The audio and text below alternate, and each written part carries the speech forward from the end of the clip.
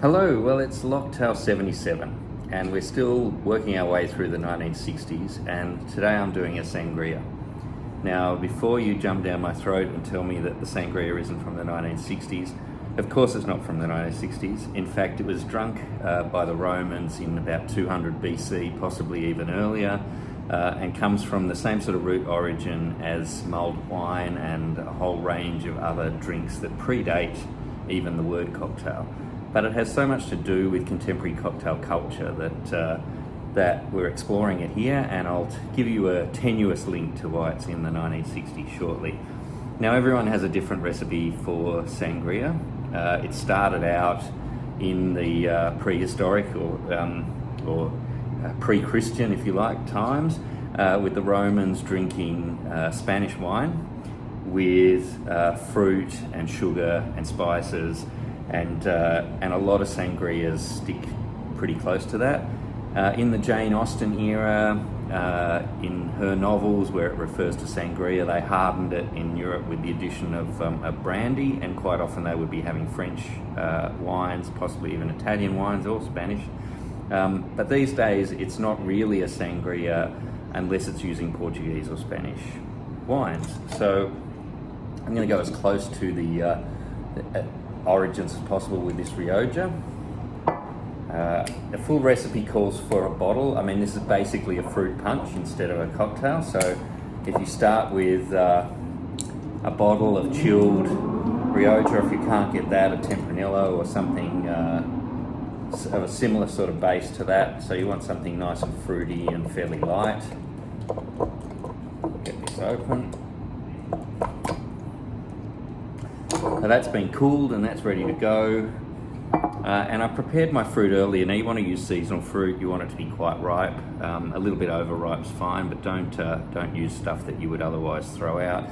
It's quite common to use apples, some citrus, some berries.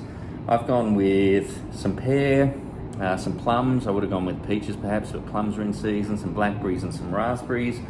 And I've mulled them 60 grams of each, cut into fairly small, sort of 1 centimetre cube type pieces.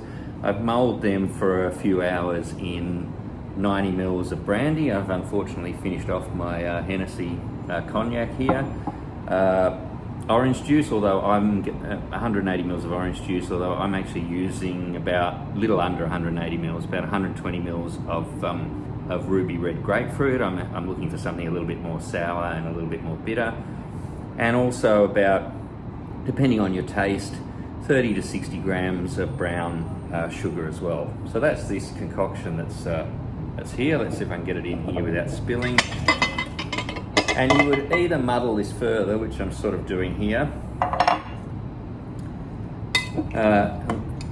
potentially let that sit, although I've had it sit for quite a while already.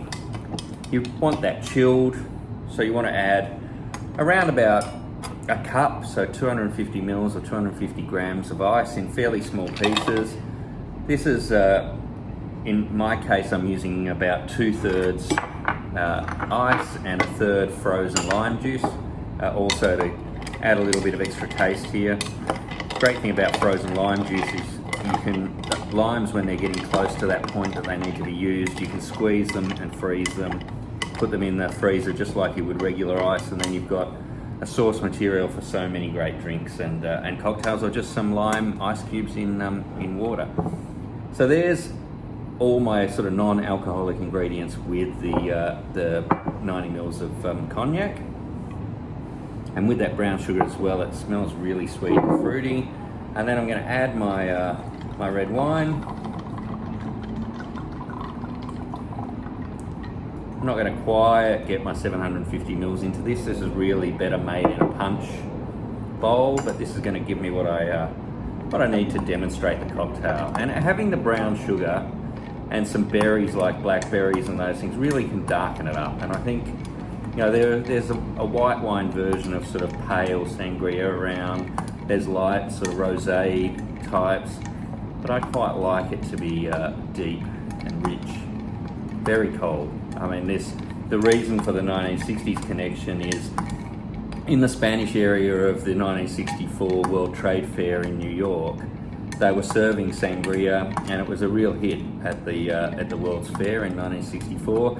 And even though it was already in the States being served in Spanish and tapas type restaurants, it became a general drink across the United States from the 60s and 70s for picnics and as a summer drink and as a party punch drink. You know, when you don't want to be making individual cocktails but you want to give people something really nice to drink, sangria is the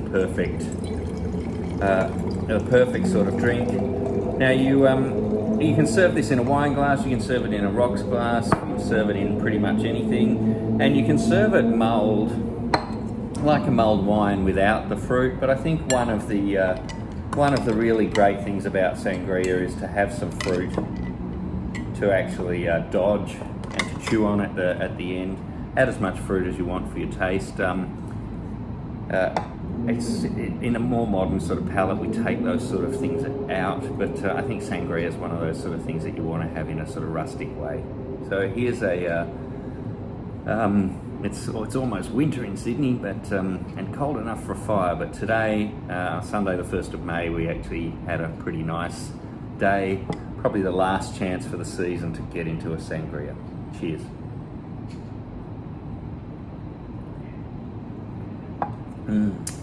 With a little bit more fruit, let that sit for a little bit and get really cold. That's going to be a really, really nice drink for a Sunday evening. Bye for now.